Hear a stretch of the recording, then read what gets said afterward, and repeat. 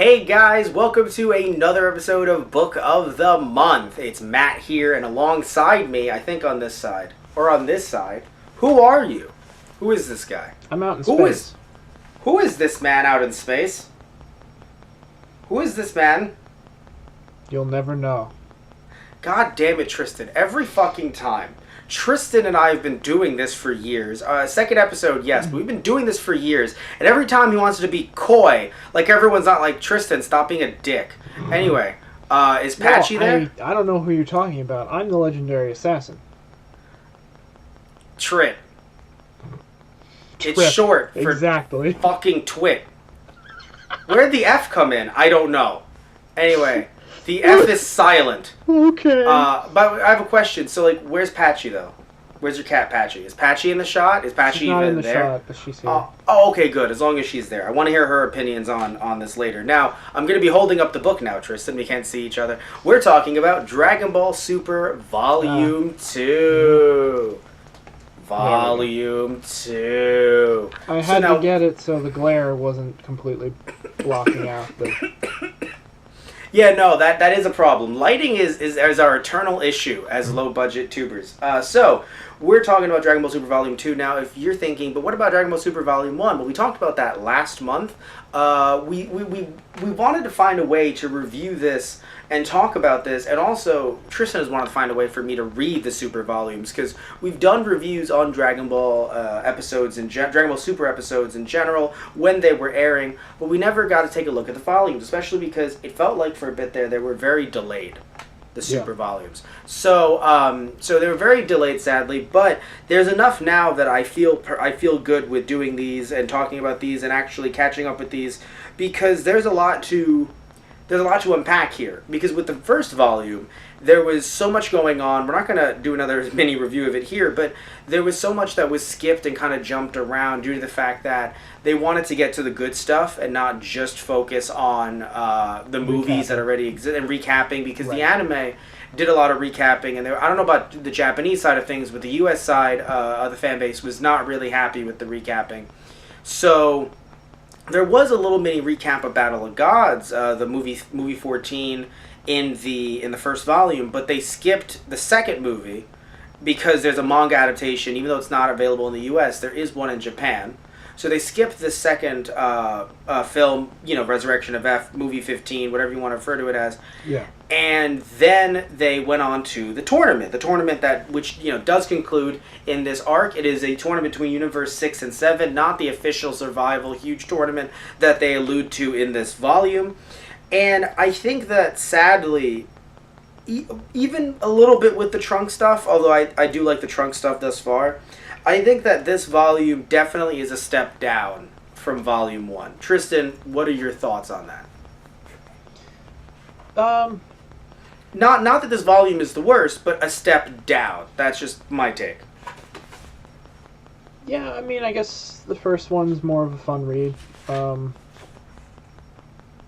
I still, there's still stuff I like about this volume, but it does feel like, especially, we're in the thick of the Universe 6 and 7 sparring fight match tournament.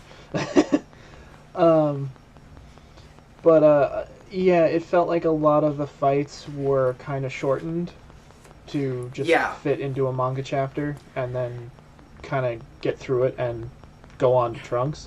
And look, believe me, you and I, Tristan, we love Trunks to death. Oh, yeah. One of the things, if you guys have never really seen us talk about Trunks before, in any way, I remember my first time watching Dragon Ball Z. Trunks was not my first experience with Dragon Ball Z. My first experience was being, I'm pretty sure, 6 to 7 years old, watching Goku versus Vegeta, the first ever fight, and them flying in the air. And me, someone who watched, Rugrats and other US animated cartoons at the time, that weren't really... I mean, even if I watched, He-Man, it's still a different type of fight. Right. Even if I watched He-Man and G.I. Joe, they were, which I did not, but even if I had watched them, still different types of fights. So when watching Goku versus Vegeta and just seeing two dudes flying, my initial thought was, what's going on here? Right. So that was my first experience. But when they were pumping out new episodes, and there were some breaks, this was when Funimation had their in-house dubbing had eventually started taking over. when you saw the promos for Trunks and this mysterious dude, and you were like, what in that? Like, what is this about? What's going on? Yeah. Who is this mysterious man? Who is this mysterious pink, purplish, pinkish haired man? Who is this person? And then you find out, especially as someone who loves Back to the Future. My dad showed me that when I was a kid, and I really enjoyed it so much, still do to this day.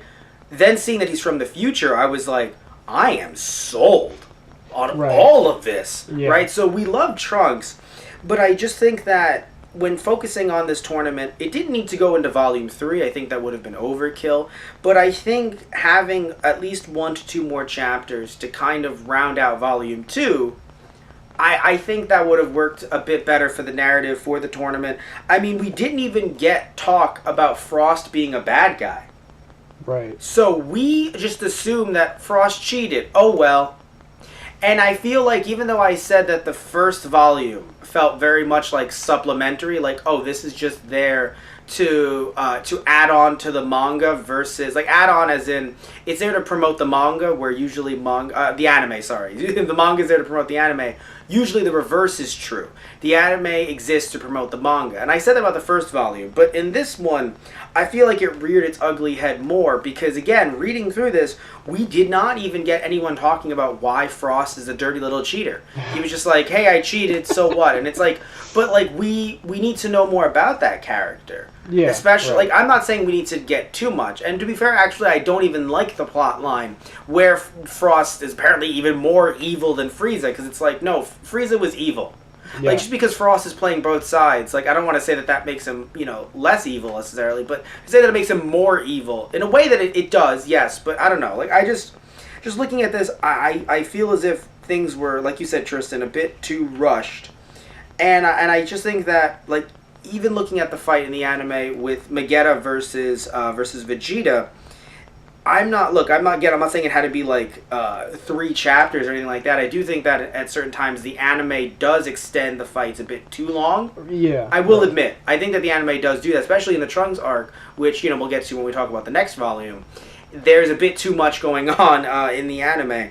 But at the same time, I do feel like fights that I really enjoyed, that I think Toyotaro really excelled at in the first volume, felt very short here, and just trying to get out of this when these characters are, unless the, you know, the, which we're not at it yet, so I haven't read it, unless the Universal Tournament arc is also very short and rushed and we don't really get to see these characters evolve, I feel like only seeing Kabe's evolution, and even then it felt kind of short. Yeah. It's funny, Kaba. I could swear the anime Crunchyroll is Kaba, right. And then here it's spelled like Cabba, and then in this manga it's spelled as a Cabbe. That's not me saying that there's anything wrong with it, because as we all know, you know, looking at Funimation's versions of things versus the manga, the official, you have Boo being Boo versus Buu. Right. You have Kuririn versus Krillin and other things like that. Even like Champa, I don't remember if the Crunchyroll version, which technically is the Toei version because they approved the names, of Champa is Champa with an H or Champa with an I. Just little things here and there that, you know, that you come up. What I also want to mention, too, is when this manga was published and how behind we are. So we're doing this episode in 2019, if you check when this was recorded. And the first printing was December 2017. So, ooh, wow. It goes to show you, like, when we were watching the anime and really enjoying it and getting into it in the movies and stuff like that, this was happening. And it really, like, makes you think, like, wow, it's, like, this is actually, quote-unquote, old. Like, I don't know. For me, it just feels like everything was developed within everything that we either review or talk about, unless it's known that it's like 18 or 20 years old. I'm like, oh yeah, that came out about like 4 years ago, right? It's like, Matt, Fullmetal Alchemist Brotherhood came out in 2010, and I'm like, no. My heart. Oh my god. Goku heart virus immediately attacks me. I'm like, oh. One thing I have to say, you just look at me, hop into the time machine. Why? Because I need that heart virus. Yeah. I love you didn't say antidote. So it's me on the search for a heart virus, like it's Pokemon. I know. Like I need that heart virus. Yeah, I was On the trying road? to add onto the end of the sentence. Because I realized, No, wait, he's not looking for the virus itself. Shit. gotta get it all. Gotta get that heart. Gotta catch it all. Just with the Pokemon font. What I do want to say is there were no. It seems to me. I'm just trying to skip around. There were less title chapter pages, like splash pages that Toyotaro drew. Like there was one in the beginning where it says the winning universe is decided, which was beautiful, like chibi versions of all the characters. Right. Yeah. But then, unless I'm wrong, jumping through the manga, they just showed like actual pictures of every character. Like in other words, it was like chapter 11, Vegeta's turn, and then it jumps right into the actual chapter versus showing some really fun, like, page drawn by Tori, or even like chapter 12, Saiyan's Pride. You immediately see Kabe, and you don't see, like, you still have fun little omake, but you don't see any splash pages drawn by Toyotaro, which I do find kind of sad because.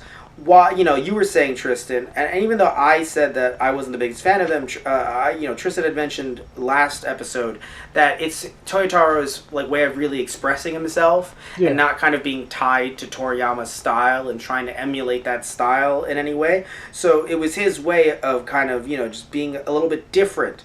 Yeah. And it's sad that we don't get to see that. That's true. Yeah. The one thing I do really like, though, the cover art for this one was really cool.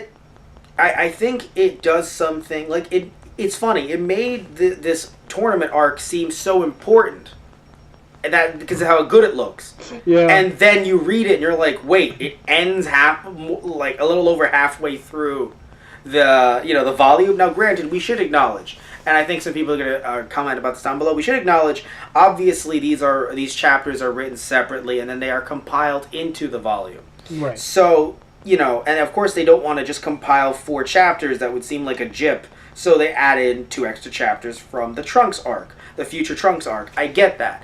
It's just one of those things where when you look at it as a self-contained volume, it feels a little odd that they just jump right into it, especially when it doesn't even announce anything about it on the back of the volume. Right, yeah. Like on the back, it literally is like, it says the winning universe is decided, so we totally, we know that we're going to see the end of that. Yeah. But there isn't even a mention of Trunks. Like, you don't even, like, see him, like, kind of popping his head a little bit anywhere. Right, yeah. Like, Trunks is nowhere to be found, and it's kind of funny. It's not like how usually, like, in a Dragon Ball fashion, you'd kind of allude to the next big thing coming on over the horizon. Yeah, no. It just immediately goes from, hey, shit's gone down at this tournament, to, oh yeah, by the way, here's Trunks. And again, if you don't know the anime, you're like, wait, what? SOS from the future? Like, I feel like you're immediately like, oh my god, Trunks is in this. Right. Which, by the way, is a great thing for a fan who hasn't watched the anime, I'll admit, of course, right? But and the reason why I was talking about things being rushed, Tristan, and I know we're jumping around here, but even talking about the last 2 chapters with Trunks, they didn't even show Bulma's death. Now, yeah. I'm not saying that we need to show an elaborate, because showing something... I'm not saying I need to see that again, but well, no, because here's the thing. At the same time, if it's too elaborate, then we can see the silhouette of Goku Black, and we know that this person looks like Goku, because the manga is trying to make it so that if you've never read this before, you are wondering, who is this mysterious man? Like, the mysterious man is now Goku Black. Right. So, instead of Trunks. So I get it. However, it is frustrating that he's literally mentioning the death of his mother in a one-off sentence, and we don't even see a quick flash to her. Yeah. It just, again, I'm not saying that this is indicative, this is what's going to happen throughout the entirety of the Trunks arc. I've actually heard great things from you and other people, Tristan, about the Trunks arc in the manga, and how it might even rival or be better than the anime Trunks arc. But, how about us alluding to stuff that's coming up in the future? But I haven't read onto that yet, so I don't know. So when looking here, though, it just feels like this entire volume, and I know, again, not compiled to be in a volume until after the fact, but this entire volume just feels like we're trying to get to other things. Yeah. Like, you can't even just show a quick shot of Bulma in the distance the same way they did in the anime, even though we could still see Goku Black's silhouette. But you see Bulma with a figure in the like, you know, having maybe like a type of fog around her, but she's being held up, and it's like, my mother, she died. And, you know, I understand that they're trying to make references to someone that we're not going to see until the big reveal of Goku Black, but to not see that, like, it's to me, because to me, as someone who really enjoyed the Future Trunks arc and seeing Bulma in the anime and in the manga, Future Bulma, it just feels like it was kind of like a swept under the rug, like, oh yeah, that woman died. She was my mom, remember? Oh yeah, she was your mom. You know, from Your mom was a nice lady. I think. You never met my mother. As far as everyone knows, maybe I did. That's the thing. Like, I'm not asking for crazy backstory and exploration here, but a simple panel, I think, would have just done well for me. So that's just that. I mean, again, we don't need to know too much about it, and frankly, I'm happy that Trunks, you know, got to the past as quickly as he did. Like, believe me, I want to get to more fights, and I want to get to more exploration of this idea of parallel worlds, which was mentioned in the anime as well, not just in this manga. But I think in the anime they kind of dropped that rather quickly. Like, they mentioned, oh, there are parallel worlds that exist, but then they still kept on referring to them as like, oh, but there's also timelines, and it got very confusing. I you know, we'll see what happens in the future, but again, I want more discussion of that. I'm very happy that they also, in the manga as well, included the teacher. I know that I find it hilarious that Trunks is getting, you know, like, tutored at home, and then also Pilaf, Shu, and Mai are there in the classroom with him, and they're talking about time and how it works, and I'm like, that was clever, but also, what the hell is your child's curriculum? I mean, I get it, like, Bulma's a genius. And, well, like, no, but that's, no, remember, that was the joke. Yeah, no, but that was the joke. Oh, I took the wrong textbook. Whoops. Oh, right, yeah. Whoopsie daisy. Let's actually learn math. What's 3 plus 4? And Pilaf is like, 7! And then Shu is like, amazing, Emperor Pilaf. Oh my god. So it's... Which is something else that I have to say that I enjoy as well from the first volume. I enjoy that they kept the Dragon Ball humor that is in it, because I was worried a little bit, especially with some of the condensing, that they were going to lose that humor that the Dragon Ball Super anime brought in. And I know that there's some divisiveness on how people feel about the humor, but for me, I think that this ain't your daddy's Dragon Ball Z anymore. You know, this is trying to kind of do a fun combination of the humor in Dragon Ball with the more serious fights in Dragon Ball Z. And I'm not saying that there was no humor in Dragon Ball Z that's silly, and it's in and of itself, but there definitely were a lot more serious. Like, it went from, Dragon Ball, oh, whoops, I sent the bunny to the moon, versus Frieza being like, I've enslaved your people, I then murdered them, and I'm also going to destroy the entire universe after I'm done with you. Like, that bunny on the moon is like, holy shit. Yeah, right. Like, things are getting real over here, you know? It was also hilarious that, like, Jocko, as they're talking about, like, the parallel worlds and stuff, Jocko's just looking at Bulma. You know that's highly illegal, right? It's like, yeah, no, of course I do. I would never do that. It's like, funny, because your sister told me you're working on a time machine. And she's just like, why did you tell him? I don't remember the sister being in that scene in the anime. No, I feel, okay. She was referenced, I thought. She's just there, and she's, like, eating in the background, too, and she's, like, giving Bulma, like, a peace sign, like, sorry. Which I love. If you guys don't know, I'm pretty sure we mentioned it last time, but Bulma's sister is canon, but she was only introduced in the Jocko Galactic Patrolman volume, the one that I don't have, but I want to get, and I want to maybe review one day on the channel. Right. And it was so funny, and I didn't realize this too, by the way, just a random aside, Dragon Ball Minus, which had Guinea and Bardock, and that was adapted into the new Dragon Ball Super Broly movie, that's in the Jocko volume. Really? Okay. Yes, so it's out in the U.S. Oh shit, okay. I didn't realize. Yeah, no, I didn't realize that either until I was looking it up, and I was like, what is in this volume? What am I getting? Is there any more ever coming to the US or to the Japan? And it was just Jocko was just a one shot, but it included the Minus stuff with Geet. Right. I was like, oh. I was like, this is actually something I should have known much sooner. I feel like people have not been talking about that as much as they should have. just throwing in an actual a canon prequel to Goku's story and a side story with a character that we've never met before. I'm like, I feel like people should have been bringing this up to me. Right. That's a selling point for me and for Tristan. Tristan would have had that manga years ago if he knew. Right. But yeah. But it was one quick. It was nice that when you go into SOS from the future, there is a pretty cool splash page.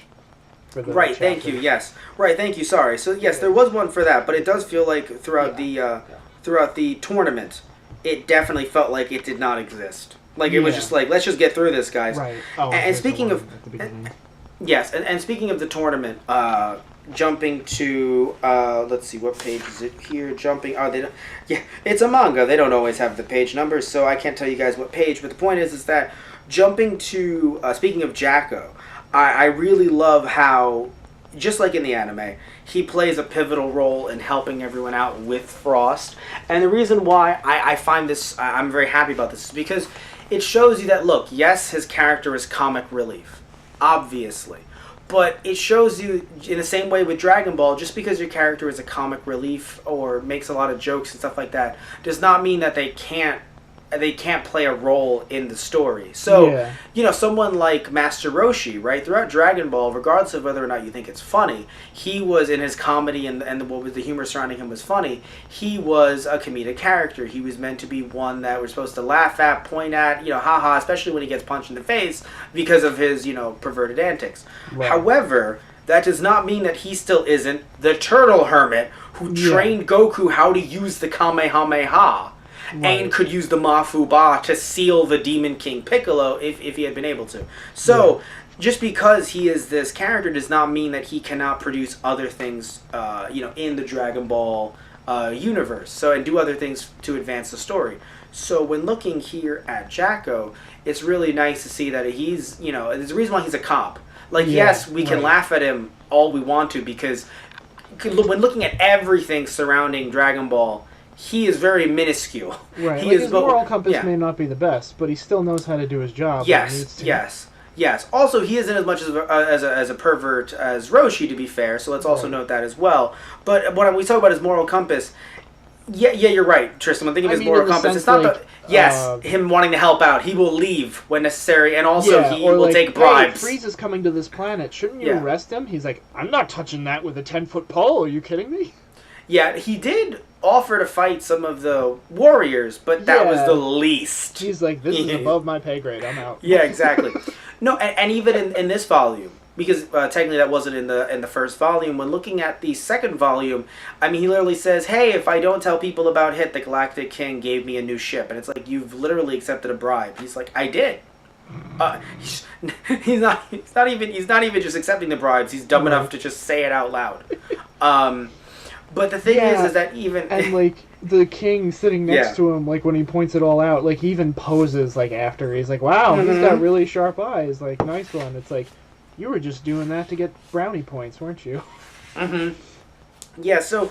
and again, like, I don't think that, Jacko is the best... Jacko's not the best moral character, right? Best moral compass. You don't look at him for moral advice or even legal advice, taking bribes like that. But still, though, again, the fact that he could, there's a reason why he's a cop. Like, he can... I don't know if it's his eyesight is relevant to him as a character, if that was in the Jacko the Patrolman volume, because, again, I haven't read it.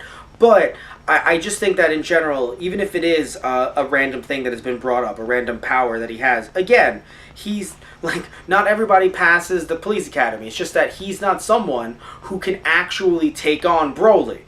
Right. That's not him. Like, if he sees Broly, and he sees Broly committing a crime, he's like, oh, I have to call in backup and stuff like that. But Jacko seemingly is not the guy that you call in to fight Beerus.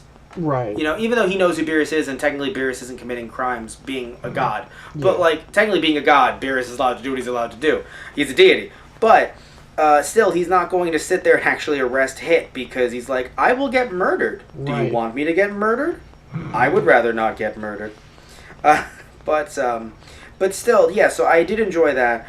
also, the fight with Hit, I don't think was bad. I'm still going to say it was better in the anime because, again, it was still felt shortened. But I think that the fight with Hit is the best fight in this volume. Yeah, it's interesting because, in a way, I guess it almost feels like the manga takes a more realistic approach to how a fight between two martial artists would kind of go. It's faster, if you will? Is that fun? Or, like, just two people who are trained, or two warriors, like, people who know how to fight. It's not this... It's usually not a long, drawn-out brawl fest, because that's a lot. Like, when you're literally fighting someone, seconds feel like hours. Yeah, I think that the problem is that... But in something when like it's Dragon done, Ball, you've come to expect it to be a bit more fantastical, you know? But here's the thing, too. Like, the manga was... The original manga, Dragon Ball Z, I've read it, I have it. It was faster than the anime, obviously, right? Yeah, right. And I fully understand that. And maybe it's because I haven't taken a look in a while. So maybe it is as fast as this, and I'm the one that's the jerk here. But I'm just saying that when you talk about two fighters, right? Then that's fine with Hit versus Goku, definitely. Yeah. But Vegeta versus Vegeta, that's more supposed to be the fantastical, like, oh, this is weird. Like, Vegeta isn't a trained martial artist, so you expect to see the other people they fight in different universes have different abilities that obviously would drag out the fight. Like, Vegeta's whole fight in the anime was about, timing out Vegeta, making so he couldn't breathe because it was just too hot in the arena. Yeah, no, like, my boy Piccolo was done dirty. Oh, definitely. Yeah, in the anime, you sit there and you're like, oh my god, Piccolo could actually have a chance. Oh no, he was taken out by the, by the poison. By the poison. Here, it was so fast and then a simple block. And I'm like, wow. Like, when and the thing too. Yeah, that would be the other thing I was gonna point out. Not that I don't like Jocko and I don't like that he's included in here, but I feel like if this had happened like earlier on, I feel like it would have been Piccolo to be like, hey, I don't think something's wrong about this. Funnily enough, you and I talked about that when we reviewed the anime episode. Yeah. Because Piccolo has a deity, has a god. That's why the G word came in my head. The G and the O. Piccolo has a god inside of him. Yes, they don't talk to each other like the abridged, joking dub of it, but you still have a god inside of him. He is a deity, and that's why even Vados and Champa. No, but even Vados. Yes, but I'm saying even Vados and Champa were like, there's something off about this one, because Piccolo has fused with a deity. Yeah. Because Kami is the god of Earth. Right, even though Kami is a Namekian, Kami is actually... Yeah, the right? I know. I shouldn't even be calling him Kami. But still, if anyone doesn't know, Kami means god in Japanese. And that's why it's so funny how Kami was used. But then Kami couldn't be used for Dende, because I'm sure Funimation was like, fuck Dende for having a name. Dende became the guardian of the earth. Anyway, the point being is that Dende is Kami too, the re-Kamiing. The re-Kamiing. No, but with Kami, though, he actually was bestowed upon him. Like, Kami didn't... Even though it might seem like Kami just showed up on Earth and he was like, I run this shit now. Yeah. No, there's actually a council that, like, bestowed... Like, if Garlic Jr. is canon, there actually is a council. We don't know if it's canon, technically. It should fit in. We don't know if it's canon. But technically there is a council and there are people who appoint you as a new guardian of the Earth. And the idea that there were past guardians before Kami. Exactly. Now, yes, with Dende, I don't know if, like, Popo was like, oh, don't worry, I'll take you to the council, because we never saw that happen, sadly. Right. But it was interesting, because it actually felt like it expanded the lore a little bit, but it's not... Yeah, but, well, I mean, what you could say, you're right, what you could say is that, arguably, Piccolo Kami has the ability to say, nah, man, you're... Just put the cross down. You are guardian now, Dende. I have the ability to say that. Right. Yeah. Or even Popo, who's been around as long as well, could also be like, oh no, I will talk to the council. They will listen to Popo. Oh, they will listen. They will learn. No, but you're right though, Tristan. We said this in the anime because, and it's still relevant here because it happened here as well. Although even worse is that Piccolo having such foresight. We're not saying that he's one-on-one could take down Frost. I get that. But he should have enough. I just had a coughing fit. I don't know what my last word was. But the point is that being a god, he should have some type of godly vision. Even if he can't fight one-on-one. Like, he might not be able to say, oh, I can see every single move that you guys are doing because I'm not that good. But I still have some type of vision to see a dude have poison pop out of his freaking, out of his freaking wrist. Because I just feel like, even setting aside being fused with a god, it just feels like something in Piccolo's character, like he's always the calm and calculating one, and I feel like he would be able to watch close enough and be like, something's not right here. Right. And even, like, now, I know you said it before, I actually disagree. I think Piccolo should have been able to take on Frost. I guess that's just me. Oh, well, actually, we don't know what Frost's power level is compared to Frieza and Cell. But yes, Piccolo has kept his training up, and he was arguably able to take on a normal Cell just fine. Yeah. Like, if things had gone his way, potentially could have killed him, in my opinion. Before he had absorbed so many other people and then came back to attack 17. But, like, in the first meeting, Piccolo could have totally taken him down. Like, and also remember, 17 had worn down Piccolo. That too. As well. So that is some, and again, Piccolo's kept up his training. Yeah. When I say I don't know about taking down Frost, we don't know his power level, and obviously I don't want it like shown to me because to me that's irrelevant now. Right. Yeah. But we don't know how strong. We technically don't know how strong he is.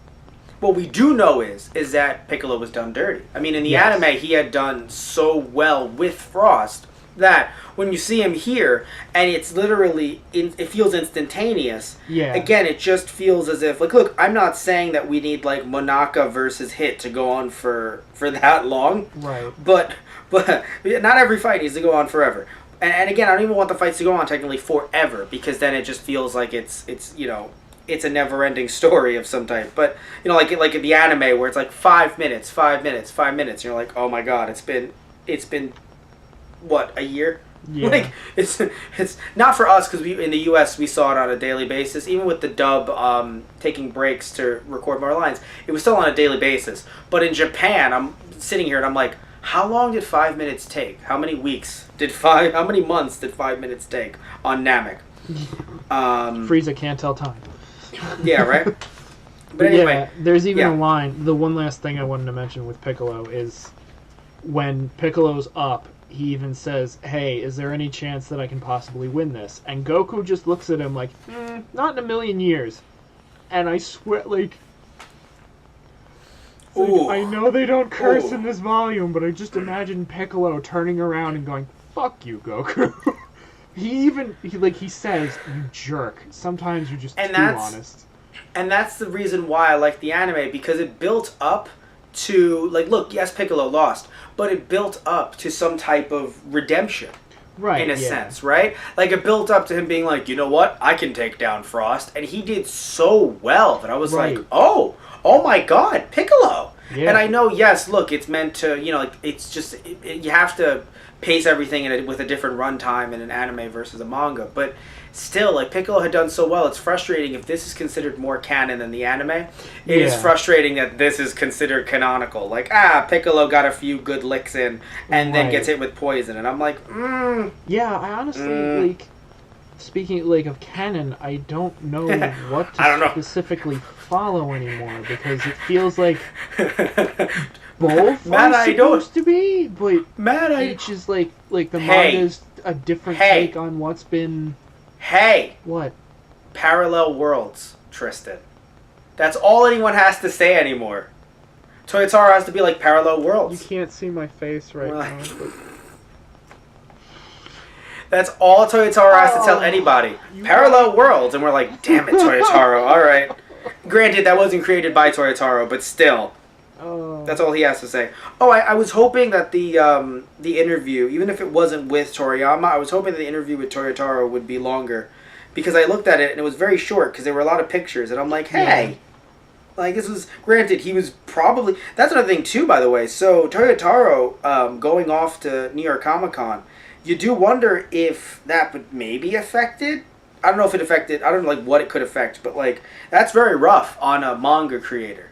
Yeah. To have to travel like that while they're doing a currently running series. Granted, I think Super is monthly. That's why it's so much longer than other, manga, like other Dragon Ball and Dragon Ball Z manga, where like every chapter was like maybe 19 to 20 pages, where these are like 30-ish. Yeah. Because I believe Super is monthly. That's why it's taken so long to come out. But it's like in the US at least. But still, yeah, no, it's a lot of work. So, like, I wonder how New York Comic Con affected him. I assume that it didn't affect him with this volume because he probably, like, them promoting this, and then the book not being, obviously the manga in Japan is written before the manga in the U.S. Comes out and translated. Duh. So I wonder if we'll see it affect his later volumes. Yeah. More foreshadowing. I wonder if we'll see it affect his later volumes because, yeah, that's a lot of, like, that's rough on a creator. Granted, I know the internet exists and everything like that, but he has to still talk to his editors about what's coming up next. While writing and everything like that, while being in the U.S. Granted, it might have just been for a day, but still, like, Comic-Con, I'll explain it to you guys like this. Comic-Con is stressful for me, and I live in New York. It's a train ride. Like, it takes me 40 minutes maybe, or maybe like an hour or so, to get to the Javits Center.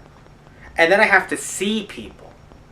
By the way, I've never been invited to a con, so, like, you look at our numbers, you know that. As right now, we've never been invited to a con, so I say that not like we're shitting on our fans. Like, no, like, I have to see people, like, the general public. Like, I have to interact with humanity.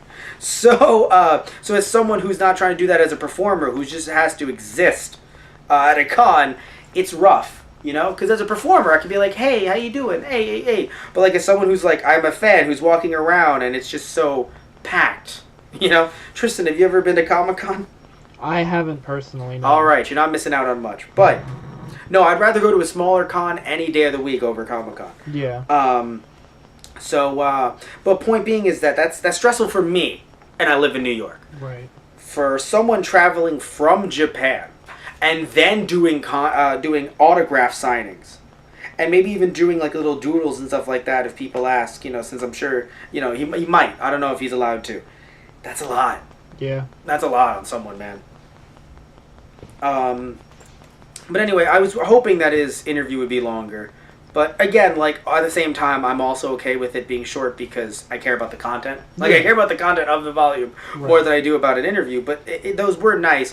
What I do also enjoy, speaking of little extra niceties, I mentioned the omake earlier. If anyone doesn't know what omake is, it's the little shorts in between the chapters, where we get to see, like, Frost actually poison tipping his... Right, yeah. Yeah, his, the not the dart, but the actual needle.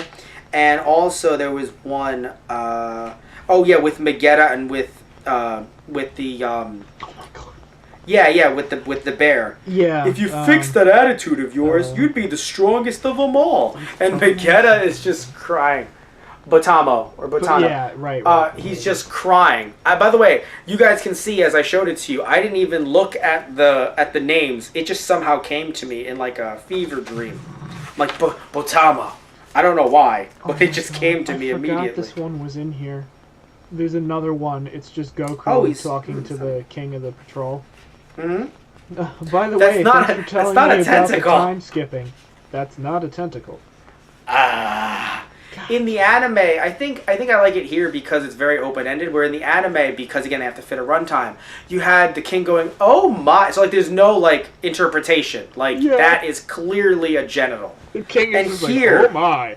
Yes, and here I like it because it's kind of like, I don't know, it's more it seems more real and it's quick, like, so you can kind of interpret it like, oh, it could be an R, yeah, I don't know. Oh, by the way, us only seeing Bulma in this volume was in an omake in the middle where she's being a wonderful human being and I cry.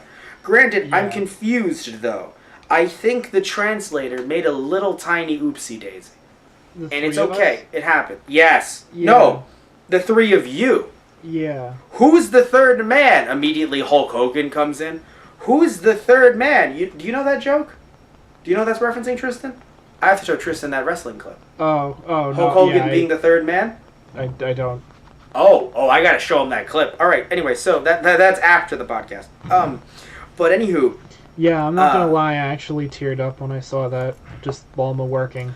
Yeah, no, that made me tear up too, and I was really frustrated. I'm like, this is where we're seeing her, not in the actual... But here's the thing, though. When looking at it, though, the reason why I say it's an oopsie daisy, she says, we only have enough for a one-way trip, but it should be all right once you get back. Boom, that's fine. Or maybe the three of you should just go there and we can carry on with our lives. Maybe that's not the translator having an issue. Maybe it's the translator being like, hey, the Japanese is wrong. That's what I was given. Perhaps. Yeah. But I only talk about it because looking at and I know some people are going to be like, nerds, you just break, why, and I'm not saying I'm not a nerd. But it's, or maybe the three of you, again, who is the third person? No, I think it's the three of us, as in, but the problem is with Japanese sometimes is they don't have certain things in English that we can fill in, like, certain pronouns and stuff. The Japanese text leaves you to assume, and then bad assumptions take place. Yeah. In this case, though, it's a little odd because, again, like, reading it, I don't think, unless Bulma is making a joke about maybe you, Mai, and Goku Black could just go back there and have some fun, I don't think she's making a joke. I think she's saying the three of us should go to the past and actually carry on with our lives. Yeah. I.e. Bulma, Mai, and Trunks. Right. Yeah. Unless Mai was pregnant. Yeah, that's what I was thinking. She's like, Trunks, I know you have a girlfriend. Mom? Ma'am! I've literally been fighting for my life! When would I have the time? Oh my god. Literally, she's like, I don't want to get too in-depth, but let me explain your father. Damn it. Saiyans make time. Just like, Yeah. Oh, something I want to say about Trunks, and not where we were going in any way, shape, or form. Right. I like how Trunks, because, okay, so Trunks is, and I think we may have said this when we reviewed the anime, unsure, Trunks has been fighting the androids for a very long time. Now, we obviously know that this is a future, this is the same Trunks, seemingly. Maybe not, but as far as we know, it's the same Trunks. It's the same future that we saw in Dragon Ball and Dragon Ball Z. So we know that Trunks was not strong enough to fight both of the androids until he came back.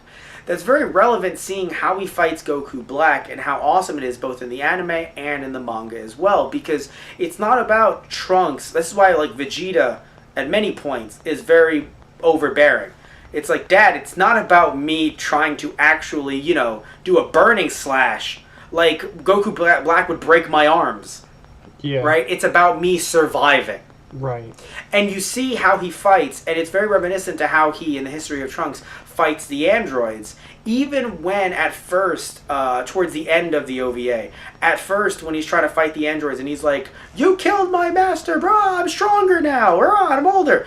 And then afterwards, it turns into, oh god, I need to survive this. Yeah, exactly. In the mall, in the abandoned mall, or the abandoned apartment complex. It's about survival. Yeah. And I think it's very interesting to see that here, where Trunks does a few things where he's like, I'm throwing a rock at you. Do I really think this rock is going to work? Not necessarily, but I need to get out of here. Right, but it's to distract you for 5 seconds.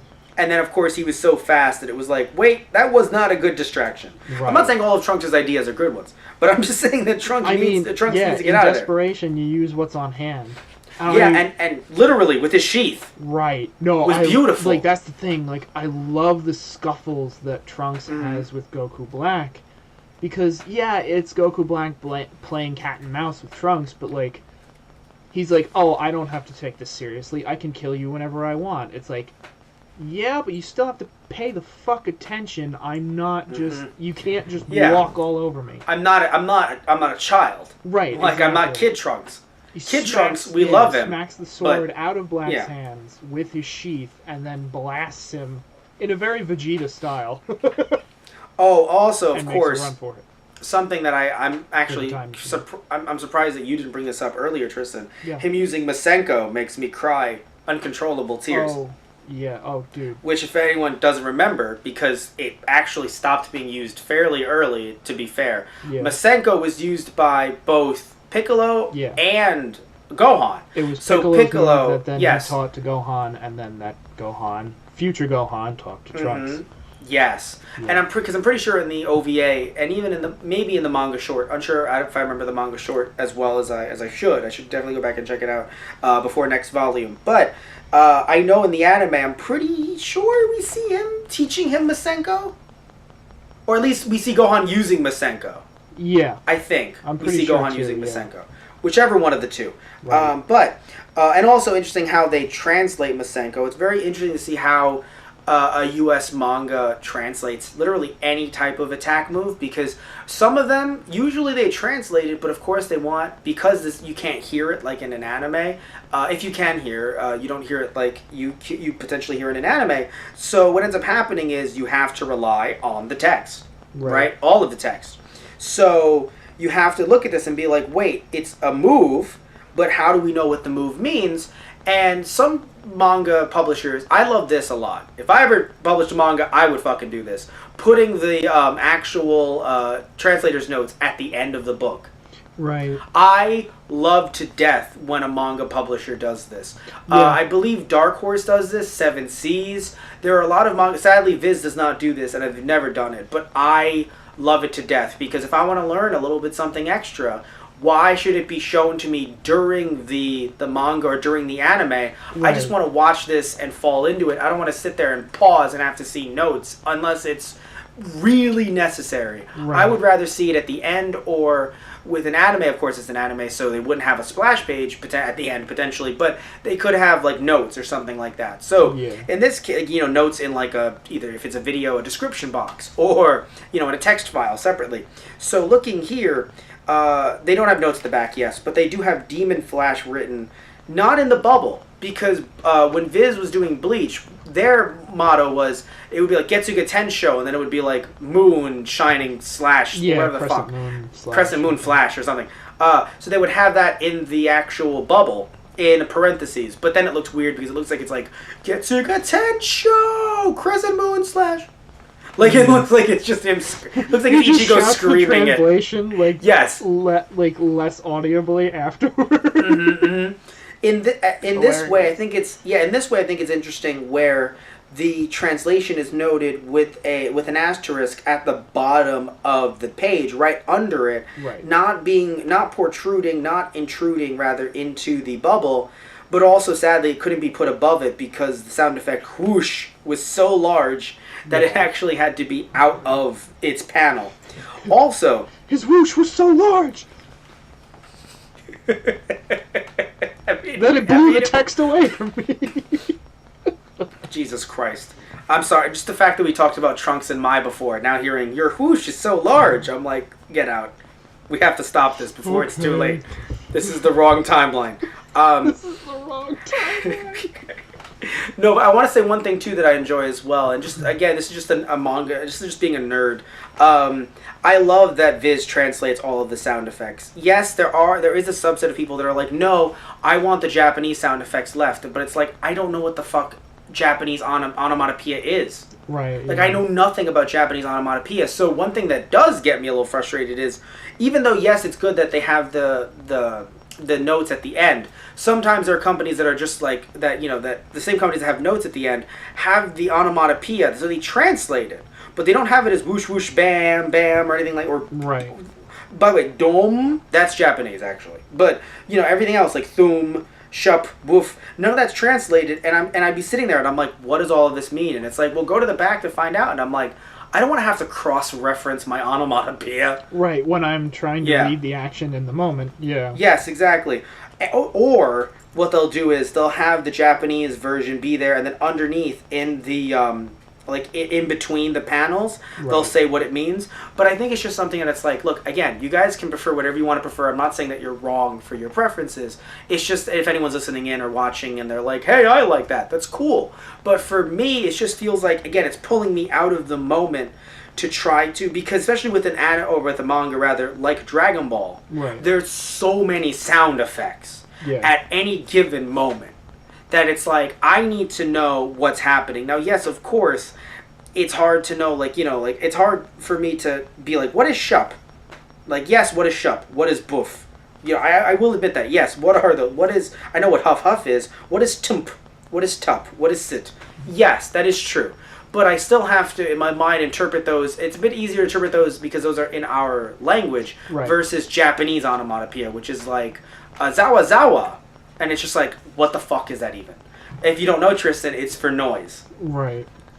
It's for like indiscreet, like noise, and it can be like used. Background noise. Background noise. Yeah. White noise. Yeah. But it's like, why is it? How do you know that much, Tristan? How do you know? Oh, right. You actually took a class in college, right? No, I mean I was. Just okay. Saying you were like noise, but like I was trying to elaborate. Like No, I didn't know if they taught you onomatopoeia in that one semester. Actually, I think we did go over some onomatopoeia. Which by the way, Tristan, did that not piss you off? There are a lot of noises in onomatopoeia in Japanese for stuff that does not exist in the U.S. at all. Like, there's stuff that's like, I think like maybe like people watching it's something. More specific, yeah. It's like, super specific. Like people can in the U.S. in English, you would hear you could see people leering at someone. Yeah. But in the Japanese, I believe it's onomatopoeia for leering, and it's how do you like put like stare or leer like in a huge words. And also again, it's just also an art form in itself of them trying to erase all of the Japanese sound effects. Yes, you can see a little bit here and there. You're like, I think I see where they did that. If you really look close, but like still, it is an art form in itself to be able to get rid of all of those and make it look adequate in English in any shape or form. To get rid of all of these sound effects at every given moment, because when you see like fush, like when the dome is broken and thud and all that stuff, there's just huge katakana. I'm pretty sure it's katakana over that in the Japanese manga. Right. That has to be erased and replaced. Yeah. So it's a lot of work, most definitely. Also, speaking of the dome being broken, they all should have died. I love them all, but the air should have been sucked out. I know there's a lot of people there who know magic, but they weren't using magic. They all should have died. Right. Just putting it out there. The air is being sucked out of the arena. Right, yeah, when Goku was fighting Hip. Yes, and he Kamehameha through the dome. Right. Yes. Oh, they also seemingly kept Zeno. Yeah, could have done without that. Well, you know what it is? No, I mean, fuck you, I mean the name Zeno. No. Yeah, no, not the name. I meant the character. That's just me. That's why I said fuck off. But I do like, though, like other, like the first volume and like other Dragon Ball manga have to do, they're like, okay, so we are told to keep Zeno. We're told to keep that. But Zeno technically isn't a name, it's a title. What do? So when they say, hey, it's Kami, the guardian of Earth, or it's Kami, the ruler of Earth, it's Kami, the one who watches over Earth, whatever they say about Kami. Here it's like Zeno-sama, the lord of everything. And obviously in the Japanese version, most likely they didn't explain it because it's explained in the name. I had another coughing fit. The gods are trying to take me out. They think I know too much. I'm pretty sure Frost punched you in the back and you didn't realize. Right? Probably. You might be dying of poison. That would make a lot more sense than anyone, even including myself, has been able to realize. Anyway, so... And before anyone says anything, I am not next to Matt right now, so I couldn't have poisoned him. Anyway, so what matters is that Tristan, I would like to talk to you because we don't want to be the ones to skip the Universal 6 versus 7 tournament. So speaking of the fight between Vegeta, Goku, and Hip, it's interesting seeing how there's a certain so people. In some ways I get it, but in other ways I don't get it. And maybe the anime made it worse in some ways because, again, you have to fill airtime. But I think people give Goku a bad name. And Tristan does to a certain extent, too, where like people are like, wow, Goku's so dumb. And it's like, when it comes to a lot of things, yes. right? When it comes to things like knowing what to say to a human being, right? Yeah, Goku's dumb, sure, yeah. but when it comes to being a fighter, it's like Goku has fought for way too long to just be like Goku's just dumb. No, so definitely not when it comes to fighting. No. Like, so I don't in this think I've case, ever said that specifically. not you. I'm not saying you have. I'm saying that you've said that you think that people treat Goku unfairly and think that he's too dumb. Oh, because of jokes, people have taken them seriously as if Goku is actually like a buffoon, and it's like, no, he's not the sharpest tool in the shed. No, but he's not. At the same time, he's not total idiot. No. Yes, exactly. So anyway, so the reason why I bring this up in this case is because they confirm something that I think has never actually been confirmed. I don't remember. I'm pretty sure the anime did this too, but it's never been confirmed in official canon before. Which is, if I use, which is something that I never even thought of, because you think that they can use these forms all willy nilly and they've trained and everything. Goku says out loud, "Hey, if I use blue, then my energy will be sapped so quickly that I then cannot fight for long periods of time, especially if I need to fight again another day, or eventually today. Or if I need to fight long enough to figure out how to defeat my opponent." Yes, and I only say that because I'm not saying that they've never used the phrase, "I'm testing the waters here," or "I'm feeling you out to see your strategy." I'm not saying they never said that. They have. Oh, yeah. But after Kaioken happened, I feel like people were treating Super Saiyan like candy. Just like everyone can do Super Saiyan, and no one, especially with the kids doing it, no one took time to say, no, that does take a strain on you. Right. Because it felt like when the kids can do it, granted, yes, their genes and they've, they're hybrids with humans, so perhaps it's just easier for them to attain and to sustain. Right. But no one ever really talked about the fact that, you see movies and other fights, like Dragon Ball Z movies, and other fights where people just say, and I agree in some cases, why doesn't Goku just immediately transform? And just wreck them? Right. If they, not with androids 13, 14, and 15, because you can't sense their power level, but if you can sense Cooler's power level, and okay, at this point it seems like Cooler will be taken down if I go Super Saiyan. Right, yeah, especially the second movie, when they meet again. Right, exactly. Then you go Super Saiyan. Right, it's like especially it's like you fought this enemy before, you know what it's going to take him down. Exactly. So, in this case, though, I like that, even though, yes, it was a beautiful thing for Vegeta to do with Kabe, to teach him, he could have went God. He didn't have to. He didn't have to go blue, but he went blue to teach him. And by going blue, especially him not training as long as Goku with blue, as well added in, it then means that he has used his powers. So Goku is sitting here like everyone's like, Goku, just go blue against this dude, and he's like, if I did, and then he kept on using this power, I'd be sapped. Right. Something that, again, it feels like once they obtained they being everyone, obtained Super Saiyan and started using it more and more, they acted as if it wasn't an energy-sapping nightmare. Right. Well, I mean, that was in Dragon Ball Z, that was the whole point of Goku's training with Gohan, was to be able to hold Super Saiyan and not have the transformation drain all of your energy. Yes, that was the point there, but again, it was barely addressed during fights when it mattered. Yeah. Because to me, as maybe it's because we didn't get to see Goku fight for most of that arc, actually, because, he was, had a heart virus and stuff.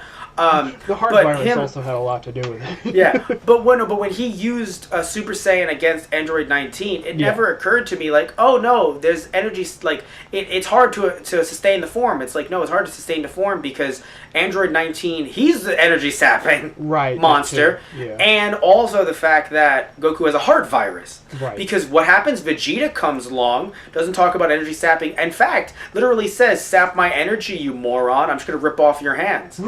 That's how strong Super Saiyan seemed. Go ahead. Oh, no. So, my energy. So it was see if you can kill me before I rip your fucking arms off. I don't want to play this game anymore, says 19. Yeah. Oh, I'm sorry. You don't get to choose when we stop this game. Murders an android. So, that's the thing, guys. I feel as if in that arc, it was only, and you know, in DBZ in general, it was only talked about in certain cases, like, yeah, Goku saying, like, I want to sustain it forever. No, it was actually not to be drained. It was, I want to sustain it forever, so it could potentially seem easier to go to the next level. Right. That was technically the even though I'm not saying that you're wrong, Tristan, but there was also that layer of, so we can go maybe beyond. And so that it's just easy, like it's just second nature to you. Yeah. In this case, though, it's acknowledging, like, even if we train with it more, blue saps your energy, though. So you gotta get more, you gotta, like, be kind of careful with blue. Yeah. Which, again, is something that hasn't been talked about, even though it's clearly the case as to why they don't just immediately go super. Like, there's a reason, like, even though Super Saiyan 3 has been acknowledged to do that, too. I should acknowledge, yes. But it was more so, oh, Super Saiyan 3 is taking away your power because you're only here for a day. Because that was when Goku was dead. Now that Goku's here again, maybe they kind of mentioned it with Beerus. Again, Super is doing stuff that I like, that Dragon Ball Z, I think, dropped the ball on. Where now Goku's like, oh no, like Super Saiyan 3 is kind of hard for me to maintain. That's why it's probably easier for me to just go farther and be a god, red form, rather than be a Super Saiyan 3. Yeah, because that's the other thing too. Like, it's much easier to hold your power at just standard god level. Yes. Apparently. Apparently, yeah. Then adding on Super Saiyan on top of that. Right. Now, what was weird to me with Hit, even though this has happened in the anime too, but again, we're reviewing the manga. The fact that it's not a problem that Hit is using the power too often. Like, oh, I've never had to use the power this much. Yeah. It seems like it's like Goku is just starting to notice, like, I know, even though you are skipping time, which by the way is a power that I still think is wrong to give Hit, unless he's meant to be like the ultimate supreme omega evil. Like, you don't just give that to a dude and be like, alright, goodbye. Yeah. Like, that's kind of something that, as like, we said earlier, they did Hit dirty. Oh, you think they did Hit dirty? In this, I do. Well, that's the weird thing. There's stuff I like better in both versions. Like, there are some bits that I like that the manga does better than the anime, but there are also bits that I feel like the anime did better. So, like, in Hit's fight in the anime, I hate how they kind of go back and forth outdoing each other over and over again. I think I liked it, but the problem is that you do have to ask yourself, okay, Goku, are you not draining your energy doing this? Yeah, and, like, I loved, you know, using Kaioken on top of Blue. Like, that's one of my favorite things ever. But in here, I guess, like, because the anime, the whole idea with Hit's time skip and everything, it was sort of getting convoluted during the fight. And in here, they kind of try to simplify it, which is good, but I feel like they toned it down too much. But I think it should be, because who the fuck is Hit? Yeah, that's what I'm trying to say. Like, to have it be that Goku can just go God, and then in the split second that Hit stops time and moves, he goes blue to then get closer than Hit is expecting him to. Like, that's a great tactic, and I like that idea, but I feel like it takes away from Hit too much. That's my opinion. No. You're not. I'm not saying you're. No, here's the thing. I'm agreeing with you, but I'm saying that that's a good thing, because who is Hit? Like, Hit isn't a god. Like the fact that that power is too much. I mean, the fact that you have literally Beerus is like, wait, that's some shit you can do, Whis, and Whis is like, it is. I mean, I'm obviously better at it. It is some shit I can do, my lord. Like, but I can do it better. Right. But that's the thing. The question is, like, who's Hit? And so, and then when you're reading this manga and you're like, I don't mean to be, I don't want to be a dick about it, but it's like, wait, but like literally, who is Hit? Oh, he's a great assassin. Right. Okay. Yeah. I mean, you could say that it's because he's 1,000 years old. He's just gained this knowledge. I mean, if you lived to 1,000, you'd know a lot of shit too. Like, that's the thing. You lived to 1,000, You're right. They gave the other fighters from Universe 6 a little bit more background in the anime, because like Hit's not just, oh, he's just an assassin or he's 1,000 years old. Like, he's a legend in his own universe. Like, there are whispers about Hit, but it's like no one Yes. So yeah, I remember that. People had said, some people are even like, if this was like televised, people would be like, "Oh, I think I might have saw that guy once." Yeah, that was the guy who murdered that other guy. Yeah. Like maybe. Yeah. It's Or like no, and like the other guy next to him is like, dude, there's no way you saw him. Well, why do you say that? Because if you did, you'd be dead right now. No, actually, what I was gonna say is, I think I might have saw that guy once. Say that out loud again, and next time you see him, will be your last. Never say that out loud again. Exactly. Just looks at him, dude. Never say that out loud ever again. By the way, again, just little things that they say here that it's just like, you're talking about the rushedness. Hit. We promised him the actual the device that allows you to travel not just through not just through the universe but to other universes, and he could do that instantaneously. And then Hit losing the fight, we never see what Champa, Vados, and Hit are doing after that. Right. We see Champa being like, "Oh, isn't it nice that Beerus did something nice for me?" And it's like, no, it is. That's actually a beautiful moment, and I love that Beerus was able to do that. Right. But what happened to the rest of the crew? Right. Like, we literally just see Champa and Vados. We do not see anyone else and how they reacted to losing. Right.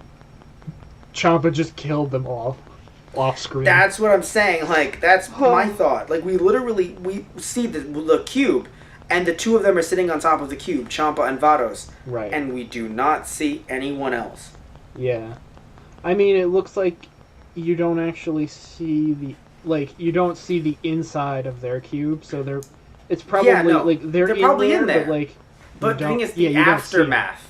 Right. There's no aftermath. Like, the problem is that I feel like with this manga, they've built up enough stuff that you want to see where it's going, and then they're like, all right, let's move on. And I'm like, that's not how this should work. Like, the anime, the stuff that they built up to, and look, even if it's stuff I don't like or I don't agree with, the stuff that they built up to, in my opinion, felt like they were able to close it off. I think, the only thing I disliked was a lot, heavily, and I don't think and it was filler, obviously, was when Hit revisited Goku later. I'm not going to spoil it because we're not there yet, even here. When Hit revisited Goku later, and that was bullshit. But I was so happy to see him, and then I was not. Yeah. So, but we're not talking about that right now. But we're talking about this, where it's just like, wait, are we going to, why are we showing, we promised Hit this, and this is very important to Hit. Oh, are we going to see them talk about it afterwards? No. Nope. And it's like, well, that's odd. Yeah.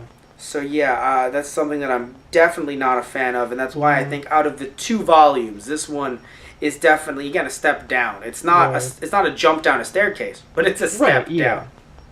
Yeah. And like I said, this fight I like the ideas in it, but it also feels like it took away from Hit and Goku because the anime made it so over the top. Yeah. I don't know. And by the way, I really sorry. like Hit's characters. No, sorry, I just got thrown off because you're right. We do see the inside of their cube in a random one-off quickly, and then exactly. we see the top. Yeah, no, it's very small. They're sitting That's on why the top of the cube, but you don't actually see into the cube. No, you do see into the cube. It's literally right next to, so what did you wish for? It's a secret from Beerus, and then it says, Champa's cube ship, and then you see them all in the cube. Oh, but it's yeah. But I'm saying, other than that, though, the reason why, that, it's funny, just like you, Tristan, it went over my head, because then you see them on top of the cube, and it's like, there were people in that cube that, need to be addressed. But speaking of addressing something that I talked about earlier, but we threw away rather quickly, Zeno-sama, I love his interaction with Goku, but for some reason I don't know, maybe it's because we get to hear the child's voice in the anime, but he seems so much more expressive, which really matters, in my opinion, when literally everyone's saying, yo, he's about to murder all of us. It matters for him to be like, oh my god, you're my friend. Right? Yeah. To be so, but he didn't say that here. He was just like, sure, why? I'm pretty sure they called each other friends in the first moment that they met. Maybe I'm wrong. He just opens his mouth. Ome wa mo shinderu. Wait, what? The universe blinks out of existence. Oh my god. I'm wondering. No, I'm just thinking of who would say Nani in all of this. Who's the one? Just Everyone. Masaroshi. Nani. Nani? Explodes. Yeah. I love, by the way, seeing how you just look behind Goku and every single person who could be considered a deity is bowing down. Like, I feel like somewhere off camera, even Piccolo's like Vegeta's like, what are you doing? And he's like, saving my ass. He's bowing too. You all can die all you want to. I am on my knees, and if the Zeno asks me, Gohan is also bowing somewhere. Oh my god. Yeah, like, right. Piccolo's like, that is who I'm defending. Me, Gohan, My Videl, son is and the bowing kid. as well. Yeah. Wait, Piccolo, I didn't know you had a son, Goku. Neither did you. Ooh. Ooh, that one hurts. Ooh. Oh. But, that's another joke I don't have time to get into. Ooh, you mentioned something to me off camera. God, it might have been years ago at this point. You said you really enjoyed how Toyotaro drew Goku Black. Yes. And oh it was God. very... I was going to bring that up, but I was going to wait to go back to it. Yeah, very ominous and menacing to you. Yes. I will show that panel, because it's at, like, Trunks and Mai are trying to get away to the time machine. And it's when Goku Black is finally, like, revealed to you, like, you actually see his face.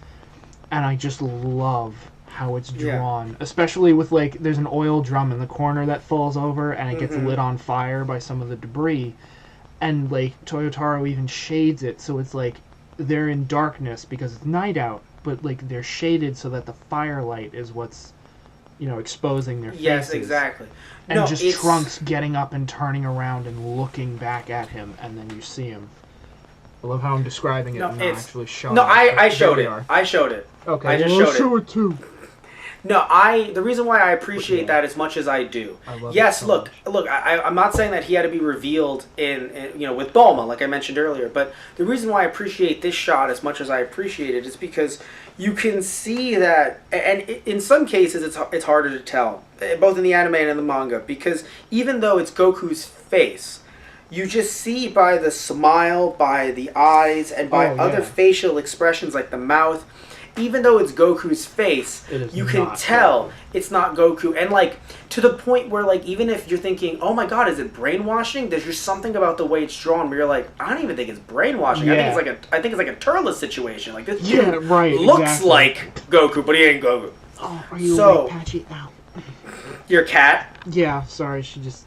No, we can pause. No, it's fine. Oh. Alright, well, okay. Yeah, so I found that to be very beautiful as well. And when Tristan mentioned it, I was like, okay, Tristan. Like, I was kind of like, I'm sure, like, I'm happy Tristan thinks that. And then reading it, I'm like, oh my god, no, Tristan was 100% right. Like, I'm in the wrong. No, I think it's because...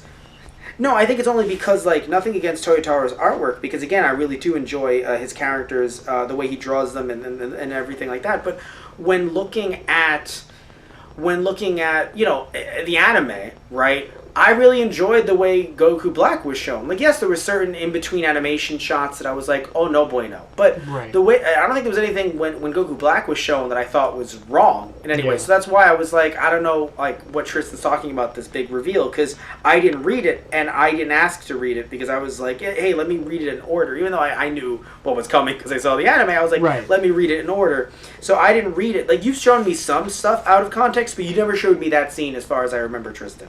So seeing it, I was like, oh god, that's a beautiful way to reveal Black. So yes, there are certain shots where I do see this, Goku Black, and I'm like, no, that is a Goku facial expression. But there are certain ones that clearly you can tell, even like if Goku would make that same expression, it wouldn't be as grimacing or as filled with malice. Throwback to when Goku fought with Trunks, and he said, why didn't you dodge my sword? And he said, because that shot was not filled with malice. Like, your swing was not going to actually hit me. And then Trunks said, well, I'm not going to hold back this time. And Goku says, neither am I. And that's what makes it even more, like, powerful when Trunks, like, wakes up when he falls out of the time machine. And they're like, oh god. Bulma's like, my son is dying. Vegeta, your son is dying. What? My son's over there. Oh. No. What do you mean, oh? Beerus is like, what do you mean, oh? Beerus is like, what do you mean? What in the hell is going on here? You know who's the real MVP out of all of this? Not just Patchy, who I can now hear purring. You know who's... I don't know if you guys can hear it. You know who's the real MVP out of all of this? The teacher. Yeah, The right. teacher has to... I know, like, she's getting paid very well. But, like, the teacher has to accept all of this. Yeah, right. I feel like the- she gets paid well enough by Bulma that she's like, I don't ask questions anymore. I ask questions. Then they increased my paycheck. And I don't know what a question is. Oh my god. Unless it's regarding class, I don't know what questions are.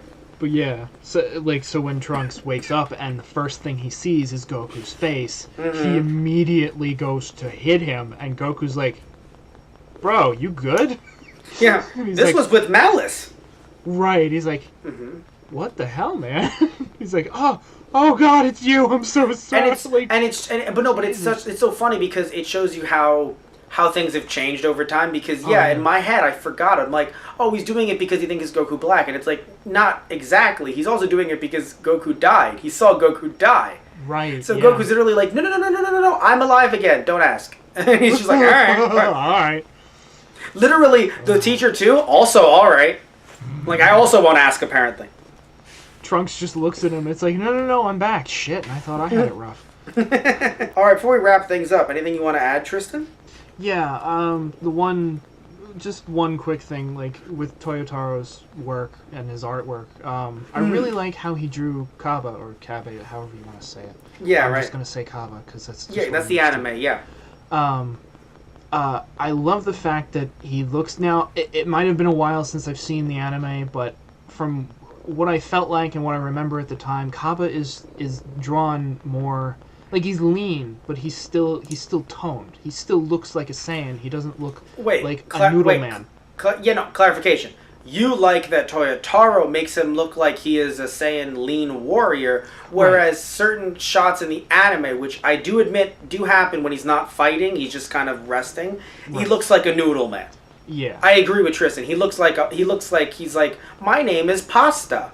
I am from planet Pasta. So I like the fact it's like, no, he's an actual warrior. Like, he should have a little bit of definition to him. Yes. No, and I definitely like that a lot. Yeah. I agree. And I really liked, his fight with Vegeta, especially how he opens up. Like, he does what Vegeta would have done, back in the day. Like, he's really tactical about it. And Vegeta's like, that was actually pretty good. I'm impressed. Can you do this? But no, it was done well, and so like the art for it. Again, I think most of these fights could have been longer, but the art style we cannot deny is amazing. Yeah. So I do like that a lot, and I can't wait to read more of this. I can't wait to see more of what Toyotaro and of course Toriyama, because Toriyama is also helping out with drafts as well, what they have to offer with Dragon Ball Super.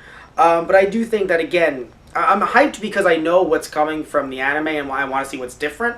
But if I was someone who had not read the anime, wow, Jesus. Well, I mean, actually, watching subs, we read the anime, Tristan. No one can say differently. But watching the anime, I would definitely be hesitant. Because even with the first volume, I even though there were issues, and believe me, there were issues, but I do think this is a step down, both as someone who's watched the anime and as a general long-time Dragon Ball fan. And it's nothing to do with the artwork. It just feels as if things were shortened a bit too much and abridged a bit too much. Right. And I would prefer a bit more depth, and hopefully with the next two arcs, and of course the new arc that has come up that we're not going to talk about because again we're not there yet. Right. We're not with even the U.S. isn't there yet, I believe. Right. With all that, more depth is shown in. And again, more depth as in longer. That's all I'm looking for. Just a little bit longer. I think you will. Because I have the next two, and I think you'll enjoy it more. All right, good. So I want to thank you all so much for watching, and if you're listening as well to our our second episode of our first ever review of Dragon Ball Super Volume 2. I don't think we'll be doing more reviews of Dragon Ball Super Volume 2, but our second episode to our new series. Because we don't do this that often, that's why it's we do it once a month because it's Book of the Month. Maybe we'll do a little bit more, but I don't want to do them on a weekly basis because I feel like it takes away from the name Book of the Month. Like, it's just so. But either way, though, thank you all so much for watching, for listening. However you're getting this, we're just really enjoying being able to go through this, despite how we might sound about it. We really are enjoying going through these. I would say all of our different social media accounts, but you know what? You can find those in the description box down below, especially where to pick up T-shirts like the one that I'm wearing. And I don't know if Tristan's wearing one of our shirts, and I don't know if Patchy is Patchy wearing one of our shirts. Yes. No. Yes. Oh, great! I'll see this footage later in post, so I'll know if he's lying. Anyway, Parallel worlds. Parallel worlds. We don't know, right? Parallel worlds. So anyway, thank you all so much. Love you all. Anything you want to say, Tristan? Yeah. I mean, if you're picking this up and reading it, I hope you're enjoying it too. Exactly. So thank you all so much. Definitely pick this up if you can. Love you all. Take care, and tune in next time for another episode of Book of the Month. So, all right, guys. See ya. See ya.